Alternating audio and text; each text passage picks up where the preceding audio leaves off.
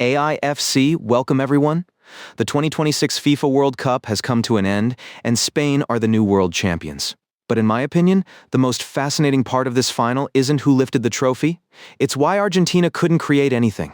Because in what was Lionel Messi's final World Cup match, Argentina went the entire 120 minutes without attempting a single shot.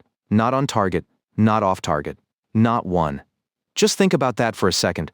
Was this simply Argentina having a bad day? Or has Spain discovered football's new perfect system?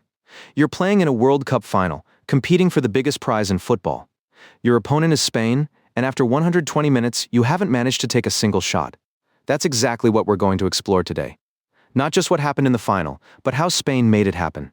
Because in my opinion, this was one of the most systematic and tactically complete performances we've seen from a national team in recent years. Looking at the first half, Spain hadn't fully reached top gear yet. Even so, they controlled the match from the very beginning. They enjoyed around 65% possession and produced 3 shots, while Argentina finished the first 45 minutes without attempting one. Then the second half changed everything. Spain increased the tempo. They became more aggressive. They had no intention of letting this match drift toward penalties. They created 12 shots, dominated possession with nearly 68% of the ball, and completely pinned Argentina back. Meanwhile, Argentina still couldn't generate a single attack. And that's when the most remarkable statistic of the night became impossible to ignore.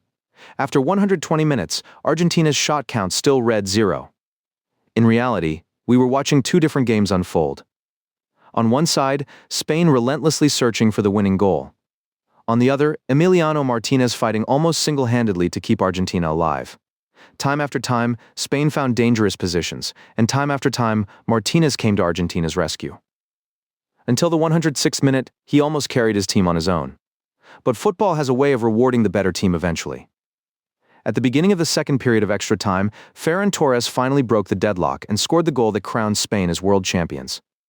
For Argentina, there was only one remaining hope: their belief in penalties. The famous Aguante spirit kept both the players and the fans believing until the very end. Everyone was waiting for the same script. Defend for 120 minutes. Take the game to penalties. Then leave everything in the hands of Emiliano Martinez.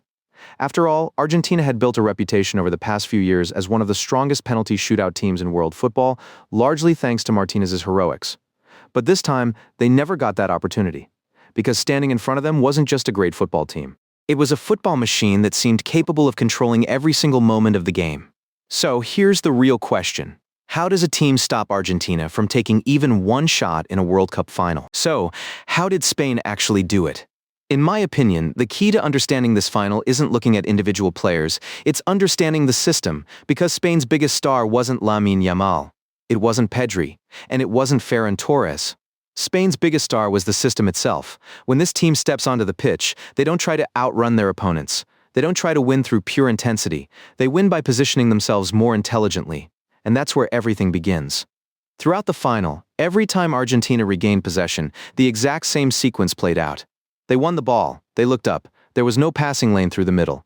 They were forced wide pressure arrived immediately. And they had no choice but to play the ball backwards. We watched this happen over and over again for 120 minutes. And it wasn't just Argentina. France experienced the same problem, Belgium experienced it too. Almost every opponent Spain faced in this tournament went through exactly the same thing. Because Spain don't stop teams by winning endless one-on-one duels. They stop them by controlling space. And that's where positional play comes in. The main objective of positional play is simple: always occupy the right spaces on the pitch. What matters isn't who the player is. What matters is which area of the field they're controlling at any given moment. That's why you'll sometimes see a fullback move into midfield, a midfielder drift out wide, or a striker drop deep, yet somehow the team's structure never falls apart. Because every empty space is immediately occupied by someone else. There's a famous quote often attributed to Pep Guardiola: "Look to your left and your right. If you see 3 teammates, you're in the wrong position." That simple idea is the foundation of the entire system. Players don't crowd the same areas. They stretch the pitch as much as possible. Passing lanes stay open. Ball circulation becomes faster. And while Spain moved the ball, their opponents are constantly chasing shadows, gradually wearing themselves out. But in my opinion, the most impressive part of this system isn't the attack. It's the defense. Because Spain don't start defending after they lose possession. They prepare their defense while they still have the ball. In football, this concept is known as rest, defense. In simple terms, it means organizing your team in a way that you're already prepared for the moment you lose possession. And that's exactly what Spain do. The instant they lose the ball, the central areas are already occupied. Their opponents can't attack straight through the middle, they're forced out toward the wings. And once the ball reaches the wing, the attacking options immediately become much more limited. Spain then shift across together as a unit, closing every available passing lane. That was Argentina's biggest problem throughout the final. They won possession, moved wide, were immediately pressed, played backwards, tried again, and ended up with exactly the same result. That cycle repeated itself for the entire 120 minutes. And ultimately, it decided the World Cup final.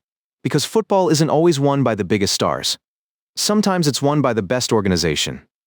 And this final may have been the clearest example of that in modern football.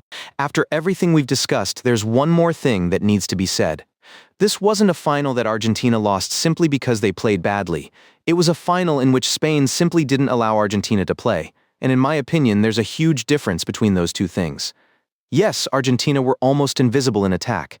They didn't manage a single shot, but despite that, they kept a World Cup final scoreless for 106 minutes, and they did it while playing a significant part of the match with 10 men. That isn't something many teams could have achieved. That's why I don't think it's fair to judge Argentina based on the statistics alone. Coming into this tournament, very few people expected Messi and his teammates to make it this far. They may not have lifted the trophy, but they gave millions of Argentine fans hope once again, and they never stopped believing until the very end. Because this team has built an identity over the years, an identity that never gives up, that fights until the final whistle. That always makes you believe anything is possible if the match reaches a penalty shootout. This time, it wasn't enough. But they still showed the kind of resilience that deserves respect. However, football isn't won by character alone. Sometimes, the system is stronger than individual talent, and Spain proved exactly that.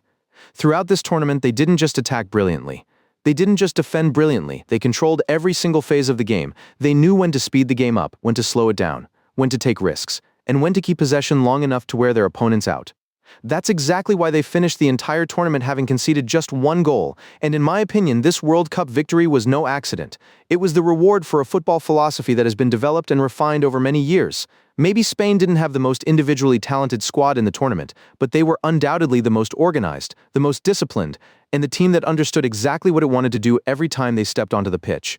That's why, when the final whistle blew, Spain were the team lifting the World Cup trophy.